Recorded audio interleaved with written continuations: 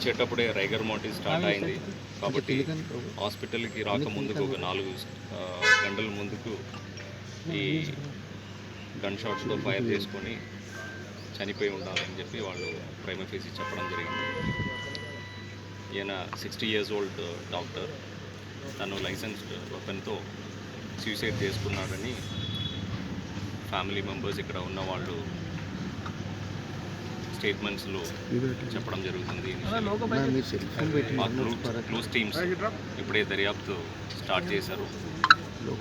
పోస్ట్మార్టంలు కూడా team of డాక్టర్స్తో videography చేయాలని request చేస్తున్నాము. ఇంకా క్లూస్ అంతా కలెక్ట్ చేసిన తర్వాత ఇన్వెస్టిగేషన్లో ఏంటి రీజన్ ఏంటి అన్నది మాకు తెలుస్తుంది. ప్రైమా ఫేసి మాకు తెలిసిన ఏంటంటే ఆయన వెపన్తో he shot himself.